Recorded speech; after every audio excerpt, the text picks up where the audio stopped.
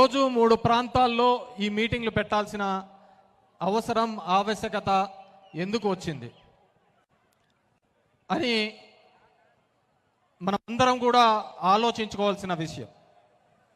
ఎందుకు ఇప్పుడు కొత్తగా ఈ కార్యక్రమం చేస్తున్నారు?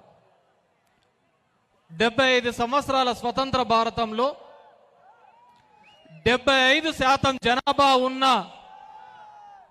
ఈ బీసీ, ఎస్సీ, ఎస్టీ మైనార్టీలకు సంబంధించి ఏ మాత్రం వారు ముందుకు తీసుకెళ్తున్నారు, గత 70 సంవత్సరాల్లో వారి యొక్క ఆలోచన విధానంలో ఏ విధంగా ఉంది, ఇప్పుడు వాళ్ళకి ఇచ్చిన ఆలోచన విధానంలో ఏ విధంగా వాళ్ళని ముందుకు తీసుకొని పోతున్నామని తెలియజేయడం కోసమే ఈ సామాజిక సాధికార యాత్ర. 70% 80% ఉన్న ఈ జనాభాకు సంబంధించి కేవలం రాజకీయాల్లో ఎలక్షన్లప్పుడు తప్ప, వాళ్ళ ఓటును తప్ప ఏ రోజు కూడా వారిని పైకి తీసుకొని పోవడానికి ఎన్నో ప్రభుత్వాలు వచ్చినాయి, కానీ ఎవరే కానీ ముందుకు తీసుకొని పోలేదు. కేవలం ఒక్క జగన్మోహన్ రెడ్డి గారు ముఖ్యమంత్రి అయిన తర్వాతనే తన సుదీర్ఘ ప్రయాణంలో 3648 కిలోమీటర్ల ప్రయాణంలో ఆయన గమనించినది, ఈ రాష్ట్రం ఎన్నో కులాలు, ఎన్నో సామాజిక వర్గాలతో నిండిపోయింది, కానీ కేవలం కొంతమంది మాత్రమే రాజ్యాంగ పదవులనే దక్కుతున్నాయి, మిగతావంతా కూడా పార్టీలకు ఓటు బ్యాంకుగా వాడుకుంటున్నారే తప్ప వారిని ఎప్పుడు ముందుకు తీసుకొని పోలేదని తాను పూర్తిగా గ్రహించినాడు. తప్పు కాబట్టి వారందరికీ కూడా ఉన్నతమైన పదవులు, రాజ్యాంగబద్ధమైన పదవులు ఇవ్వాలి, వారిని ఆ విధంగా తీసుకొని పోయి ఆ సామాజిక వర్గంలో ఒక రిప్రజెంటేషన్ ఉండాలి అని తీసుకొని పోయిన నాయకుడు ఎవరైనా ఉన్నారంటే అది ఒక్క జగన్మోహన్ రెడ్డి గారే అని చెప్పేసి ఈ సందర్భంగా తెలియజేసుకుంటున్నాను. మీ అందరికీ ఒకటే చెప్పదలుచుకున్నాను. మన జిల్లా చూసుకోండి, మన జిల్లా చూసుకుంటే 11 మున్సిపాలిటీలు ఉన్నాయి. 11 మున్సిపాలిటీలు ఉంటే 10 మున్సిపాలిటీలు మనం కైవసం చేసుకున్నాం. మనం పెట్టిన చైర్మన్లు ఎవరు? అక్కడ ఓసీకి ఉన్నా కానీ అక్కడ జనాభాలో ఎవరైతే మెండుగా ఉంటారో, ప్రాతినిధ్యం ఇస్తారో వారికి మనం పదవులు ఇవ్వడం జరిగింది. పుట్టపర్తి బోయవారికి ఇచ్చినాం, హిందూపూర్ బోయవారికి ఇచ్చినాం, పెనుగొండ ముస్లిం సోదరులకు ఇచ్చినాం, కదిరి ముస్లిం సోదరులకు ఇచ్చినాం, ధర్మవరం తొగట కులస్తులకు ఇచ్చినాం, అనంతపూర్ ముస్లిం సోదరులకు ఇచ్చినాం, రాయదుర్గం పద్మశాలి వారికి ఇచ్చినాం, కళ్యాణ్ దుర్గం బోయ సామాజిక వర్గం ఇచ్చినాం, గుంతకల్ ముస్లిం సోదరులకు ఇచ్చినాం, బోయ కులం ఇచ్చినాం, గుత్తి ముస్లిం సోదరులకు ఇచ్చినాం. మనం 11 ఇస్తే వాళ్ళు ఒక్కటి గెలిచినారు, తాడిపత్రి ఒక్కటే గెలిచినారు. మరి వాళ్ళు తాడిపత్రిలో ఎవడికి ఇచ్చినారు నాయన అని అడుగుతున్నాను. వాళ్ళు అక్కడ ఉన్న ఒక రెడ్డికి ఇచ్చినాం జరిగినది. ఇప్పుడు ఆలోచించండి, ఎవరికి ఎవడు ప్రాధాన్యత ఇస్తున్నాడు.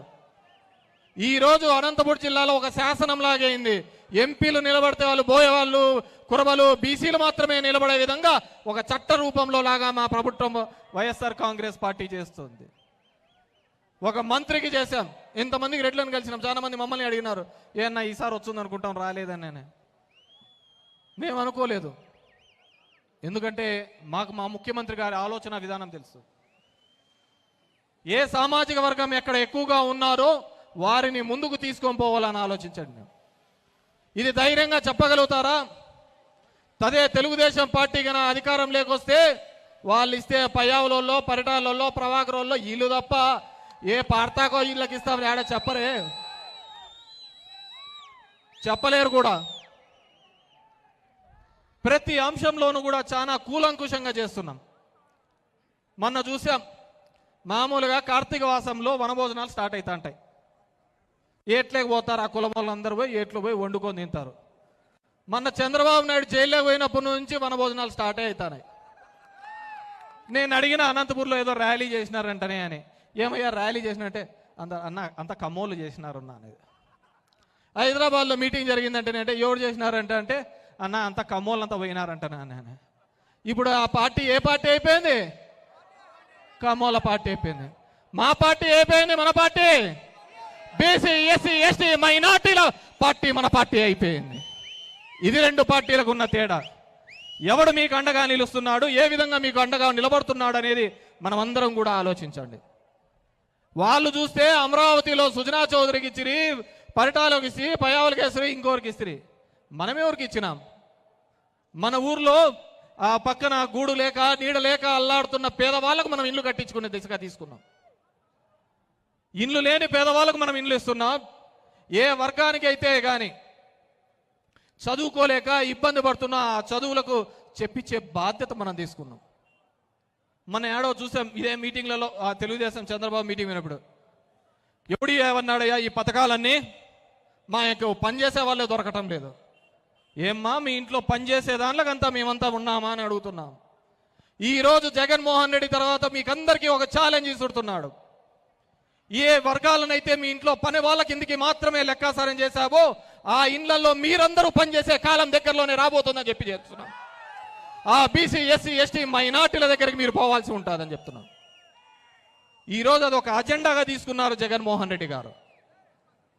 ప్రతి ఒక్కరూ కూడా మన దాంట్లోకి వచ్చిన తర్వాత ఏ విధంగా పదవులు వచ్చినాయి, ఈ డయాస్ మీద వచ్చిన వాళ్ళందరిలో కూడా మొట్టమొదటిసారి అయిన వాళ్ళే అందరూ ఉన్నారు. అందరికీ జగన్మోహన్ రెడ్డి గారు అవకాశం ఇచ్చిన వాళ్ళే ఉన్నారు. ఎందుకు ఆ విధంగా ఇస్తున్నారంటే ఇన్నాళ్ళు ఈ సామాజిక వర్గాలను ఎవరే కానీ పట్టించుకోలేదు అని చెప్పేసి.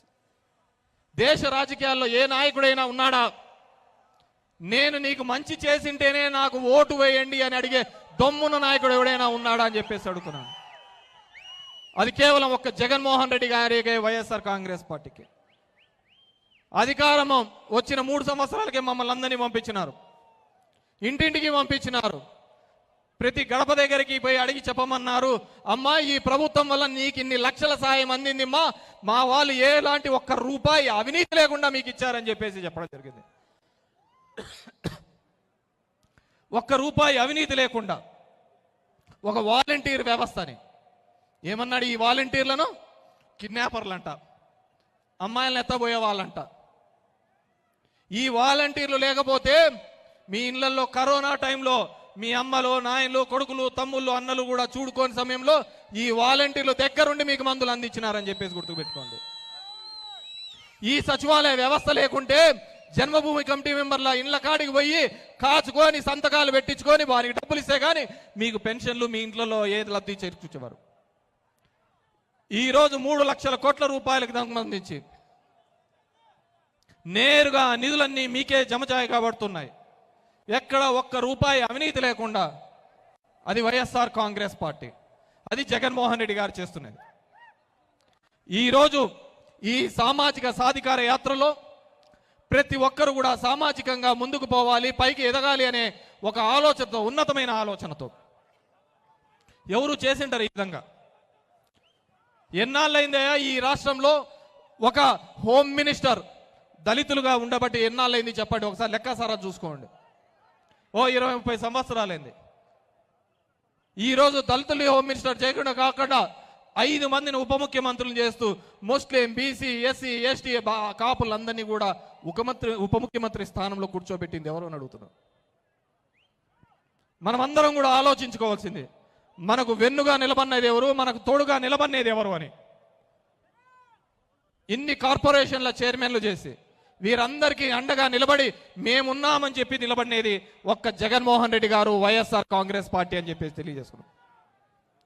ఈ రోజున్న మీ అందరినీ కూడా పేరు పేరున కోరుకుంటున్నది, చంద్రబాబు నాయుడు గారు వాళ్ళ దళితుడు వివిధ రూపాల్లో మభ్య పెట్టడానికి వస్తారు. మీవన్నీ మీ కుల పార్టీలుగానే మిగిలిపోయినాయి.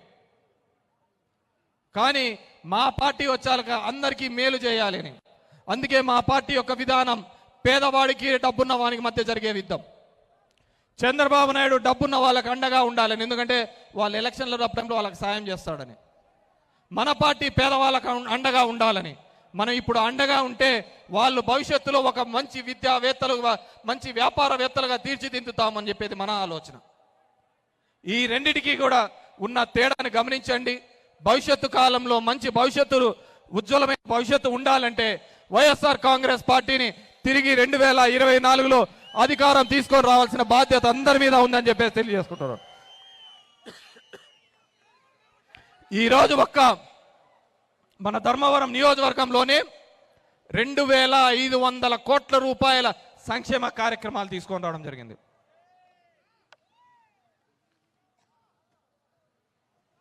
సగటున రాష్ట్ర వ్యాప్తంగా 86% ఉంటే సగటున రాష్ట్ర వ్యాప్తంగా 87% కుటుంబాలకు ఈ సంక్షేమ పథకాలు ఉంటే ఒక్క ధర్మవరం నియోజకవర్గంలో 95% కుటుంబాలకన్నిటికీ కూడా ఈ సంక్షేమ కార్యక్రమాలు అందుతున్నాయని చెప్పేసి సభ ఉంది.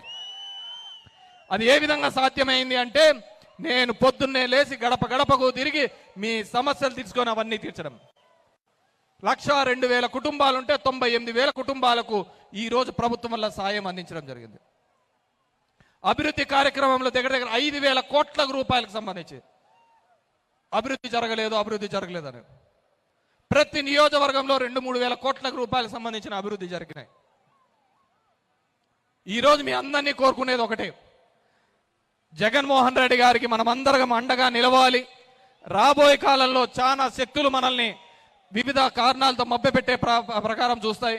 వాటినన్నింటినీ కూడా ఎదిరించి ముందుకు పోవాలని చెప్పేసి కోరుకుంటూ ఈరోజు ఇంత మీటింగ్కి మీరందరూ వచ్చి దీన్ని విజయవంతం చేసినందుకు మీ అందరికీ కూడా మరొక్కసారి పేరు పేరున ధన్యవాదాలు తెలియజేసుకుంటున్నాను. జోహార్ వైఎస్ఆర్, జోహార్ వైఎస్ఆర్. నా పిలుపు మేరకు ఇక్కడికి వచ్చిన పెద్దలకు అందరికీ కూడా పేరు పేరున ధన్యవాదాలు.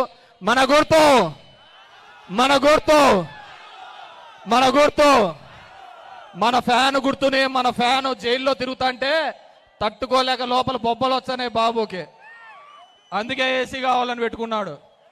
కాబట్టి ఆయనకు మనం అండగా నిలుద్దాం. అందరం కూడా రాబోయే ఎలక్షన్స్లలో 2024లో వైఎస్ఆర్ కాంగ్రెస్ పార్టీని గెలిపించాలని చెప్పి మనసారా కోరుకుంటున్నాను. Thank you very much. అందరూ కూడా ఆర్ఎన్బి గమ్లాలో భోజనాలు చేసి వెళ్లాల్సిందిగా కోరుతున్నాను. Thank you very much.